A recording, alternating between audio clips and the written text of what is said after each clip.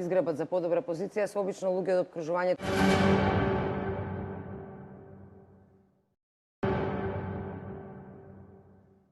Тоа што ми пречи, Филип, досијата ги гледав и првиот пат кога се зборуваше за илустрација, имав можност дел од досијата да снимам во архивот, кога излезе информацијата за досијето на Шишков.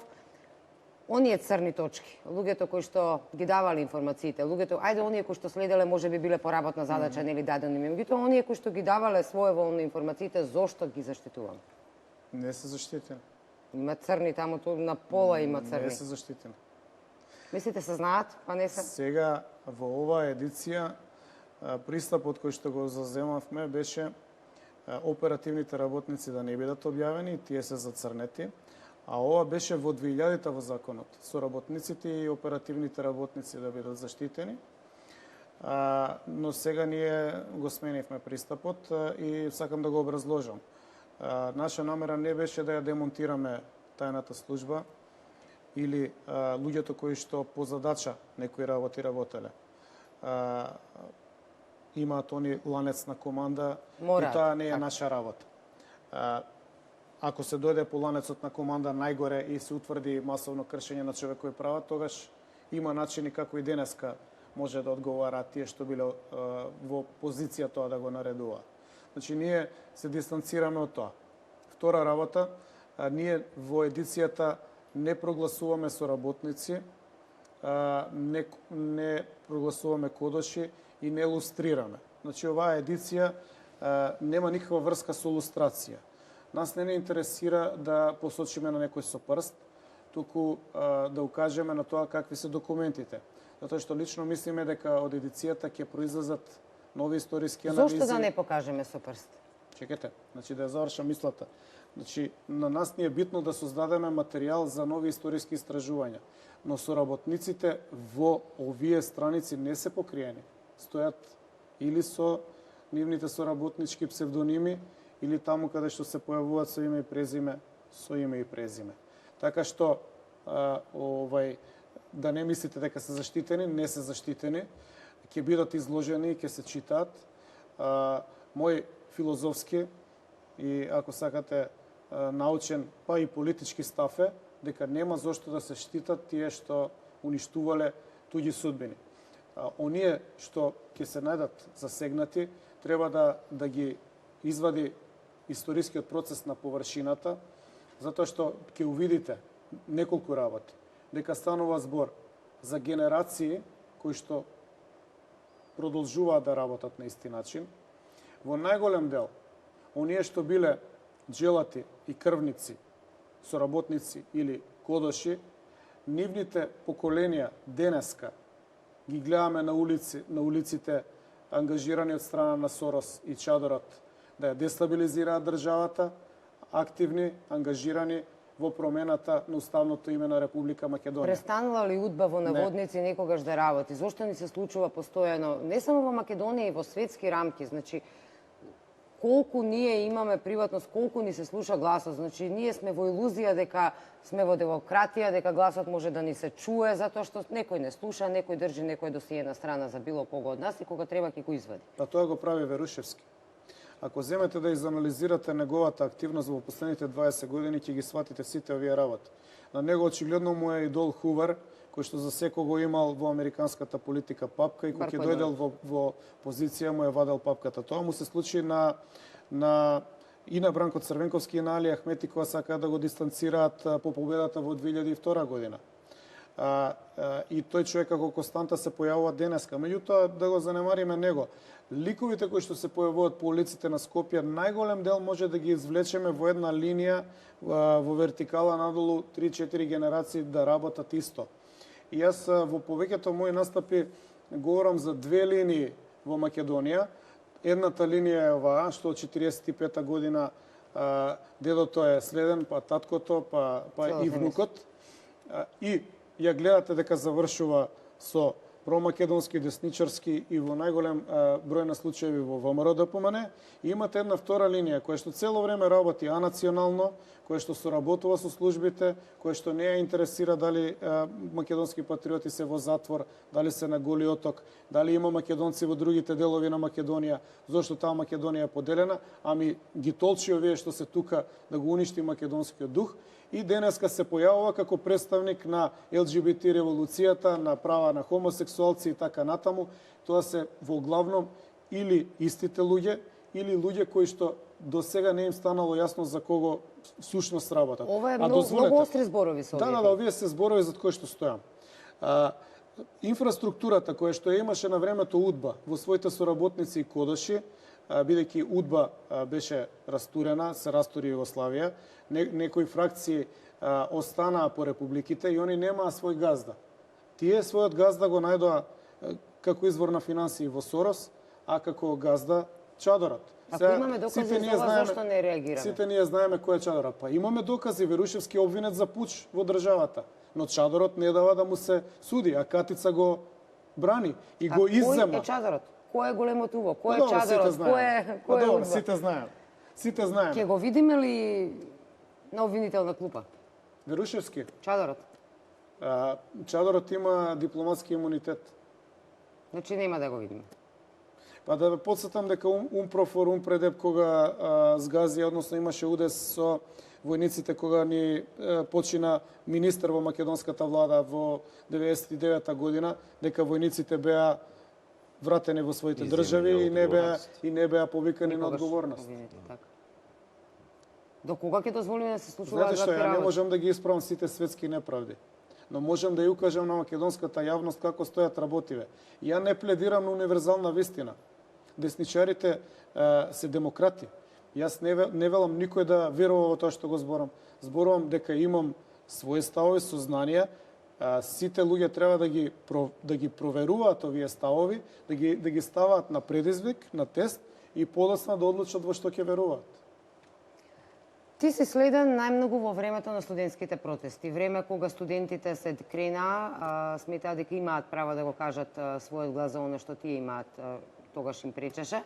Ти беше еден од лидерите, водачите на студентскиот протест и во тоа време си исто така следен. А тоа е една интелектуална маса, македонска студентарија, која што го крена гласот против работите што се случуваа тогаш. Што вели ова досие тогаш за тебе? Како те следеле? Што те следеле? Има ли некој, народски кажано, окркано поради тебе? Некој од твојата околина? Знаете што? Во тој документ, за жал, не го носам, но е објавен во 8-миот том на црните страници на УДБА. Има еден документ каде што е наведено кои личности од ВМРО-ДПМН и со какви мерки се третирани од страна на тајната полиција. Подоцна, можеби 10 години подоцна, кога го читав по 100 пат тој документ, некои работи ми станаа јасни. Уште една новинарка дополнително, не знам дали да ја именувам, но во присуство на сведоци ми рече дека била повикувана кога бев пратеник во полиција, во одредени структури, да и се даваат насоки како да пишува против мене. Во тој документ, да се вратам пак на него, стојат таргетите на тајната служба. Па така, Љупчо шеташе гол по кабинетот и го кршеше редовно и жена му ја тепаше. Доста беше бугарофил, а Филип Петровски беше немирното момче од скопските улици. Тоа се флоскули и демагогија, која што никогаш не беше потврдена, меѓутоа во многу влијаеше како на кариерите на овие што ги спомнав, така и на губењето на власта, меѓу другото, на ВМРО-ДПМН во 2002 година. Истиот апарат на Сорос, истите луѓе на Сорос, со оперативците на таа тогашна структура, која што ќе читаме во црните страници на УДБА, функционира. Има само една квалитативна разлика од тогаш до денеска. Што тогаш ВМРО-ДПМН немаше институционално искуство за да ги поврзе овие работи и за да ги образложи на јавност. Па не знаевме што значи на Милчин она идењето со црни мајци каде што пишуваше доста е. А доста беше министер за полиција. Па каде што се одеше со транспаренти ко Божем случајно граѓанско незадоволство. А сега знаеме. Сега знаеме кој тоа го финансира, за какви цели, во кои све држави се извршени насилни преврати, кој е све ангажиран да ги обучува активистите на таа структура и колку пари се трошат на таа тема.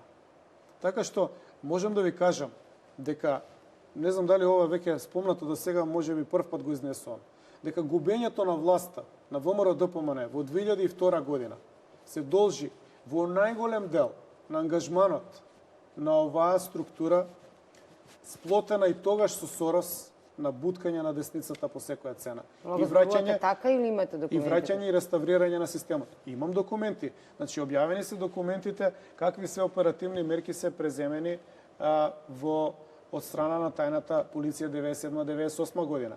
Документите покажуваат дека првенци, односно активисти на ВМРО се следени до 2000 година, кога ВМРО-ДПМН е веќе втора година на власт или трета календарска година на власт. Кога ВМРО-ДПМН има свој коалицијски министер во ликот на Павле Трајанов, кој што одбива да излезе на дуел да дискутираме за овие теми. Така што тоа е прекинато официјално и документите кај нас се со старост пред 2002. Не знаеме што и како е случувано после 2002. Зошто се дознаваме отпосле? Дали ти пречи, Никола, што ете после толку години ти дознаваш или го гледаш досието пред тебе? Зошто мора да поминат 50 години, 20 години? Добро еве колку се поминати, УДБА е завршена приказна. Не сум сигурен. Не сум сигурен. УДБА како УДБА, значи мислите дека продолжува. продолжува? Не е завршена приказка, не сум сигурен и неговата структура која што работи против Македонија дека е завршена приказна. Зошто се гушкаше, се извинувам, зошто се гушкаше со Заев Верушевски пред неколку дена? Што мислите, што сакаше да покаже он? Мислите дека е случајно тоа? Се праќа сигнал. Сега се на истата страна, добро, не се праќа сигнал на структурата која што работи за Верушевски и за Чадорот, дека имаат заштита од Заев. Тоа е многу сериозен символички пристап кон работите и не треба да биде сватен како нешто случајно и нешто небитно. Зошто тогаш еве и странците веруваат во таа приказна, зошто истражуваме случаи кои што произлегуваат од прислушкуваните разговори, дали имало криминал, не имало криминал, се тоа треба сега да го докаже, нели? Меѓутоа, она што е интересно, како ни се случи повторно врвот на државата да ни биде прислушкува. Значи, што останува за обичните луѓе, што останува за бизнисмените, што останува за оние кои што немаат, нели, не се во овако. Зошто тогаш имаат од Европа, од странските дипломати поддршка, ако велите вие дека еве тоа е она УДБА која што е само продолжена и тоа е чиста пропаганда?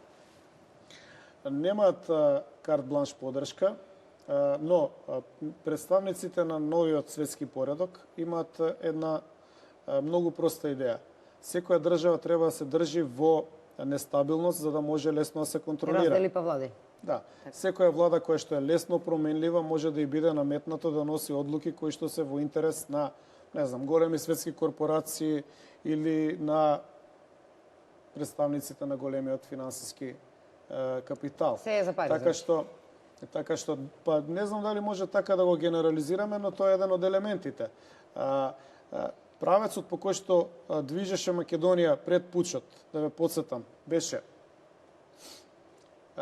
уставен амандман за финансиски слободни зони. Значи да дојдат многу пари кои што својот обрт делумно би го оставале во Македонија. Би плаќале мал данок, но би биле на некој начин овдека институционално. Тоа се спречи. Уставен амандман за лавот како државен грб на Република Македонија, поддржано од албанскиот коалиционен партнер. Се спречи. Историска шанса е срушена. Уставен амандман за дефинирање на бракот како заедница помеѓу маж и жена е исто така спречено.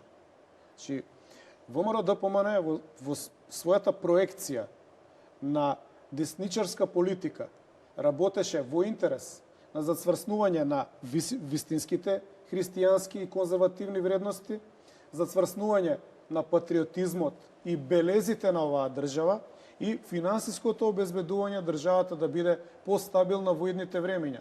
Малку е опасно дека да се случајно е ова све Малку е спречено. опасно да се заземе една страна дека ете според ова сега дека ВМРО секојаш оној кој што бил за Македонија, сите останати се нели оние кои што се спротивни, односно се по линијата на УДБА. Малку е опасно тоа да Баш се ми е драго што сте против ова. А да не се И јас се сложувам да има и различни мислења. Ви кажав, јас кажувам мој став, не пледирам на универзална објективност. Мојот став е субјективен.